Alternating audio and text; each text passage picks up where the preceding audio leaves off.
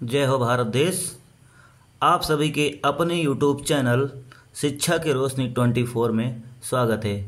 आज हम लोग मानव के उद्भव एवं विकास से संबंधित महत्वपूर्ण बहुविकल्पी प्रश्न यानी मल्टीपल चॉइस क्वेश्चन को हल करेंगे। इससे पहले हम मानव का उद्भव एवं विकास भाग 1 भाग 2 पढ़ा दिए हैं। पहले आप उसे देख लीजिए, उसके बाद आप MCQ को करिए, तब आपको ज़्यादा समझ में आएगा। चलिए हम शुरू करते हैं अपना पहला प्रश्न। प्रश्न संख्या 1 चार्ल्स डार्विन की पुस्तक है। इसका पहला विकल्प है द ऑरिजिन ऑफ स्पीसीज, दूसरा है हिस्टोरिका, तीसरा है इंडिका और चौथा है राजतरंगड़ी। आप कमेंट करिए इसका कौन सा आंसर सही होगा। चलिए, इसका पहला आंसर सही है। क्या? द ओरिजिन ऑफ स्पीसीज, यह जो है चार्ल्स डार्विन की पुस्तक थी। इसी पुस्तक में इन्होंने मानव की उत्पत्ति मानव की उत्पत्ति एवं नई प्रजातियों की उत्पत्ति के बारे में बताया। हिस्टोरिका के बारे में है। बता दें कि हिस्टोरिका जो है हेरोडोटस की पुस्तक है। किसकी पुस्तक है? हेरोडोटस की पुस्तक है। हेरोडोटस को इतिहास का जनक भी कहा जाता है। हिस्टोरिका जो है विश्व की प्रथम ऐतिहासिक पुस्तक मानी जाती है, क्योंकि हेरोडोटस महोदय द्वारा इसमें क्रमबद्ध तरीके से लिखा गया है इतिहास। आइए इंडिका के बारे में जानते हैं। इंडिका जो है मेगास्थनीज की पुस्तक है। किसकी पुस्तक है? मेगास्थनीज की पुस्तक है। मेगास्थनीज चंद्रगुप्त मौर्य का दरबारी था, यानी चंद्रगुप्त मौर्य के दरबार में आया था। चौथा विकल्प है राजतरंगड़ी।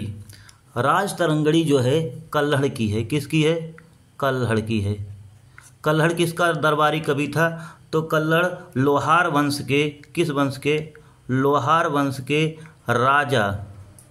राजा हर्ष का दरबारी कवि था।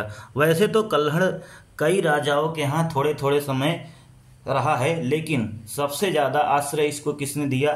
तो लोहार वंश के राजा हर्ष ने इसको ज़्यादा आश्रय दिया, इसलिए कल्हड़ को राजा हर्ष का दरबारी कवि कहा जाता है। ठीक, आइए दूसरा प्रश्न देखते हैं। दूसरा प्रश्न है मानव की उत्पत्ति किससे हुई थी? मानव की उत्पत्ति किससे हुई थी?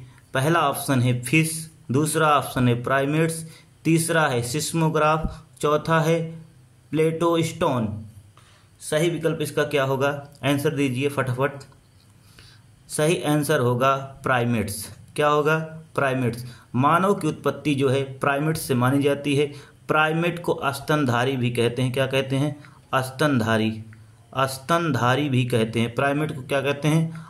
स्तनधारी भी कहते हैं। ठीक, स्तनधारी का मतलब होता है ऐसे प्रजातियां जो दूध देती हैं, उसे स्तनधारी में रखा गया है। सिस्मोग्राफ जो है इससे भूकंप मापा जाता है। प्लेटोस्टोन इसका कोई मतलब नहीं। चलिए अगला प्रश्न हम देखते हैं। प्रश्न संख्या 3 मानव का प्राचीनतम पूर्वज किसे माना जाता है? मानव का प्राचीनतम पूर्वज किसे माना जाता है? पहला ऑप्शन है वानर, दूसरा है लंगूर, तीसरा है चिंपांजी और चौथा है गोरिल्ला। चलिए फटाफट सही आंसर दीजिए। इसका सही आंसर क्या होगा? तो इसका सही आंसर होगा वानर। वानर को कपि भी कहा जाता है। मानव का जो है प्राचीनतम पूर्वज जो है कपि है। कपि से ही मानव की उत्पत्ति हुई है। ठीक, और चिंपांजी के बारे में बता दें। चिंपांजी जो है सबसे बुद्धिमान कपि माना जाता है। यह मानव के समान दिखने वाला,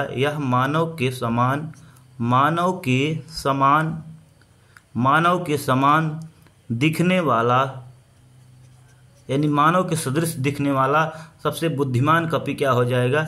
चिंपांजी हो जाएगा। क्या हो जाएगा? चिंपांजी। लेकिन इस मानव का प्राचीनतम पूर्वज किसे कहा जाता है? वानर को कहा जाता है। किसे कहा जाता है? वानर को कहा जाता है। चलिए अगला प्रश्न देखते हैं। प्रश्न संख्या 4 मानव का प्राचीनतम साक्ष्य किस महाद्वीप में पाया गया है? यानी मानव का प्राचीनतम साक्ष्य किस महाद्वीप में पाया गया है? पहला ऑप्शन है एशिया, दूसरा है यूरोप, तीसरा है ऑस्ट्रेलिया, चौथा है अफ्रीका। चलिए फटाफट आंसर दीजिए, इसका आंसर क्या होगा? तो इसका आंसर है अफ्रीका। अफ्रीका महाद्वीप में जो है मानव के प्राचीनतम साक्ष्य पाए गए, इसलिए अफ्रीका महाद्वीप को मानव की जन्मस्थली कहा जाता है। क्या कहा जाता है? जन्मस्थली भी कहा जाता है। और एशिया को जो है मानव सभ्यता का पालना कहा जाता है। एशिया को क्या कहा जाता है? मानव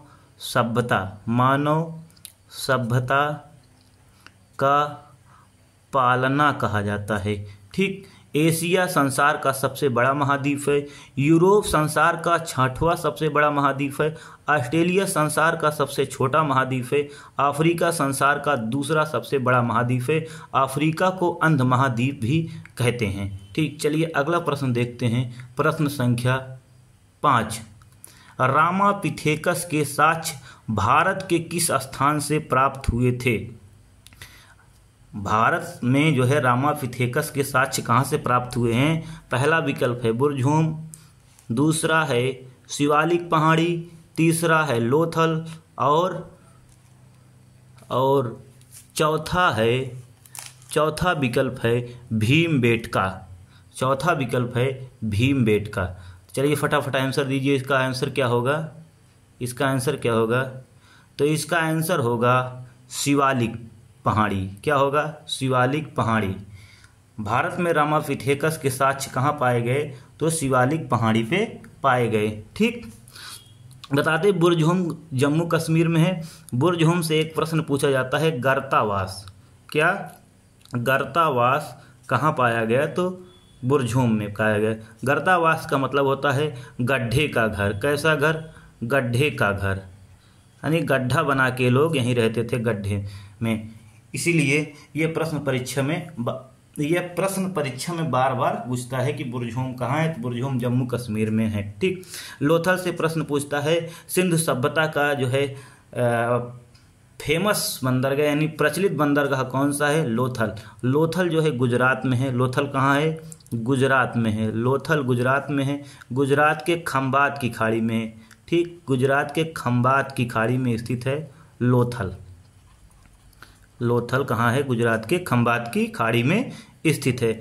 लोथल से जो है एक व्यक्ति का जो है अवशेष प्राप्त हुआ, उसके साथ जो है बकरा दफनाया गया। कहने का मतलब जो है लोथल में जो है एक जो है कब्रिस्तान ऐसा मिला जिसमें जो है व्यक्ति के साथ बकरा दफनाया गया था। चलिए भीमबेटका मध्य प्रदेश के रायसेन जिले में स्थित है।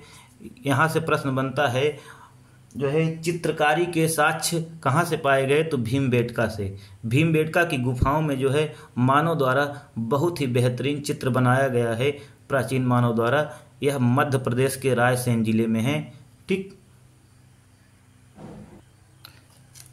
चलिए अगला प्रश्न देखिए। प्रश्न संख्या 6। होमो इरेक्टस की क्या विशेषता है? होमो इरेक्टस की क्या विशेषता है? पहला ऑप्शन है सीधा दोनों पैरों से चलना, दूसरा ऑप्शन है आग की खोज, तीसरा है ए और बी दोनों सही, तीसरा ऑप्शन है कारीगर मानव। तो होमो इरेक्टस की क्या विशेषता है? होमो इरेक्टस की विशेषता, इसका सही आंसर हो जाएगा सी, यानी यह मानव सीधा खड़ा होकर दोनों पैरों से चलता था। ठीक, आग की खोज इसने किया। किसने किया? आग की खोज इसी मानव द्वारा किया गया। किस पत्थर से? चकमक पत्थर से। चकमक पत्थर द्वारा जो है होमो इरेक्टस द्वारा आग की खोज की गई। ठीक, एक कारीगर मानव किसे कहा जाता है? तो कारीगर मानव कहा जाता है होमो हैबिलिस।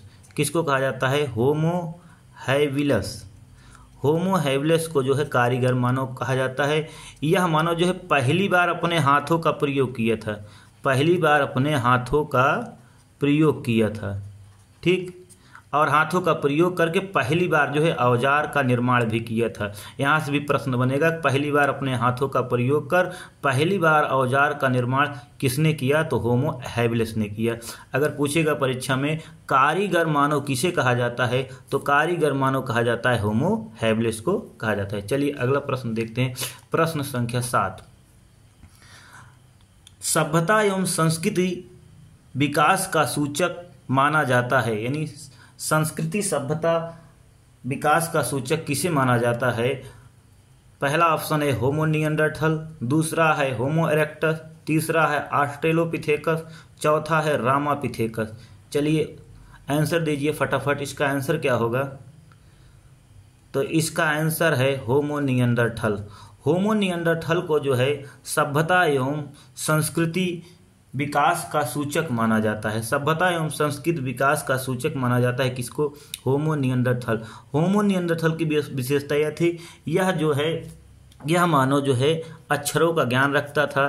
किसका ज्ञान रखता था, अक्षरों का ज्ञान रखता था। उसके बाद अक्षरों का ज्ञान था इसे, और अपने मृतकों का संस्कार भी करता था, अपने मृतकों का संस्कार भी करता था। गुफाओं में रहता था यह मानव, ठीक, इसकी यही विशेषता है। चलिए ऑस्ट्रेलोपिथेकस के बारे में जान लेते हैं। ऑस्ट्रेलोपिथेकस को जो है मानव का वास्तविक पूर्वज माना जाता है, क्योंकि मानव के समान इसके सभी अंग थे, इसलिए इसे मानव का वास्तविक पूर्वज माना जाता है। क्या माना जाता है, वास्तविक पूर्वज माना जाता है, वास्तविक पूर्वज माना जाता है। किसको, ऑस्ट्रेलोपिथेकस को। और रामापिथेकस को जो है आदि पूर्वज माना जाता है। क्या माना जाता है, आदि पूर्वज माना जाता है, लेकिन वास्तविक पूर्वज ऑस्ट्रेलोपिथेकस को ही माना जाता है। चलिए हम अपने अगले प्रश्न की तरफ चलते हैं। प्रश्न संख्या 8। पृथ्वी पर मानव का उद्भव किस युग में से माना जाता है। पृथ्वी पर मानव का उद्भव किस युग से माना जाता है। पहला ऑप्शन है प्राथमिक युग, दूसरा है द्वितीयक युग, तीसरा है तृतीयक युग, चौथा है इनमें से सभी। चलिए फटाफट आंसर दीजिए, इसका आंसर क्या होगा। तो इसका सही जवाब होगा आंसर सी, तृतीयक युग। मानव का जो उद्भव एवं विकास जो है तृतीयक युग में माना जाता है। अब ये प्रथमक, द्वितीयक, तृतीयक ये क्या है, ये है जो भूशास्त्रियों द्वारा पृथ्वी के इतिहास को जो है 4 युगों में बांटा गया। किस किस युगों में बांटा गया, 4 युगों में बांटा गया। पृथ्वी के इतिहास को 4 युगों में बांटा गया। उसी का जो तीसरा युग है उसी कहते हैं तृतीयक युग। तृतीयक युग को सेनोजोइक युग भी कहा जाता है, सेनोजोइक युग। क्या कहता है, सेनोजोइक युग। सेनोजोइक युग के अंतर्गत आता है टर्शियरी युग। क्या आता है, टर्शियरी युग। और टर्शियरी युग के अंतर्गत आता है प्लायोसीन। क्या आता है, प्लायोसीन काल। इसी प्लायोसीन काल से जो है मानव का उद्भव एवं विकास हुआ। ठीक, धन्यवाद दोस्तों। यह आपके एग्जाम के लिए बहुत ही महत्वपूर्ण है। आप लोग इसको जो है देखिए और दोस्तों को अपने शेयर करिए। मिलते हैं अगले वीडियो में। जय हो भारत देश।